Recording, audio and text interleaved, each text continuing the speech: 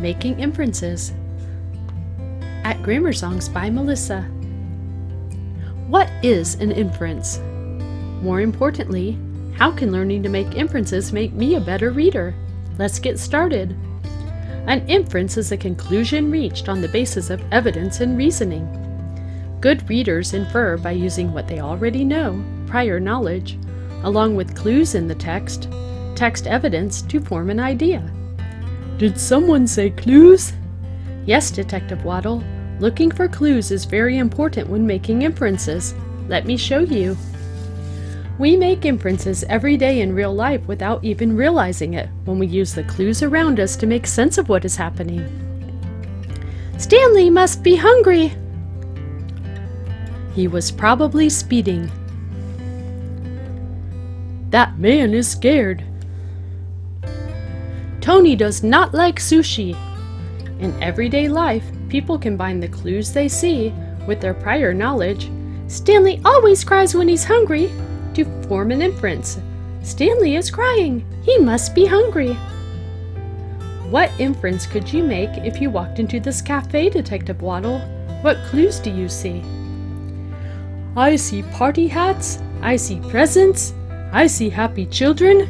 And I see a cake with candles. So, Detective Waddle, what inference would you make? Use the clues you see and your prior knowledge to form an idea. I know, she is having a birthday party. The clues are the hats, the presents, the friends, and the cake. My prior knowledge tells me that the birthday girl is the one who will blow out the candles. My idea or inference is that she is having a birthday party. Very good, Detective Waddle. I know how to look for clues and make inferences in real life, but how can I make inferences when I read? That is an excellent question, Detective Waddle. Let me show you. When you read, you need to use the same steps your brain automatically takes when you make an inference in real life. First, you must look for clues, but now the clues are found in the text as text evidence. Then you add what you already know, your prior knowledge, to the situation at hand. Finally, you put everything together to form an idea or make an inference.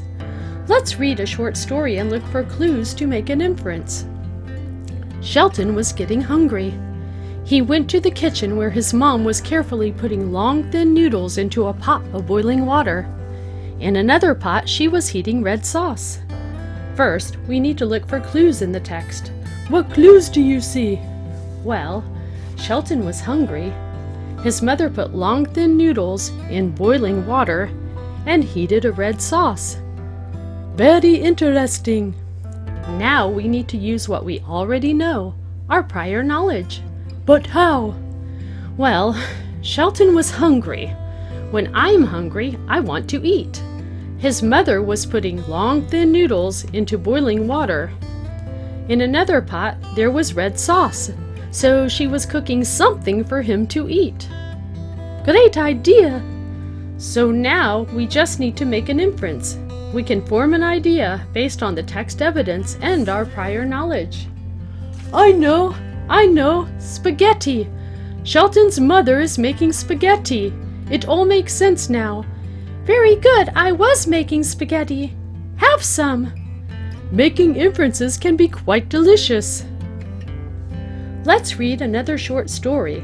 We will look for clues and use our prior knowledge to form an idea or make an inference. Bob came home from school one day. He happily opened the cookie jar. It was empty. He saw some crumbs leading to the living room. When he entered the room, his little sister Megan looked up at him and smiled. She had crumbs all over her face. First, we need to look for clues in the text. Detective Waddle, what clues do you see? Well, the cookie jar was empty. There were crumbs leading to the living room. Megan looked at Bob and had crumbs on her face. Very good. Now we need to use what we already know, our prior knowledge. Detective Waddle? Well, when Bob came home and found the cookie jar empty, he was disappointed. I know I feel disappointed when things don't turn out the way I planned. I also know that Bob followed a trail of crumbs to the living room where his sister Megan had crumbs on her face. I know little kids make a mess when they eat something. My prior knowledge tells me that Megan was eating something. Very good. Now put your clues and prior knowledge together to form an idea or make an inference. I know! The cookie jar was empty because Megan ate all the cookies. It all makes sense. The empty jar, Megan's face, and the crumbs. Poor Bob. Bob! Megan! I'm baking some chocolate chip cookies. Hooray! Hooray! I infer we will eat cookies today. Hooray, Detective Waddle! You did a fantastic job learning to make inferences. Thank you for joining me at Grammar Songs by Melissa.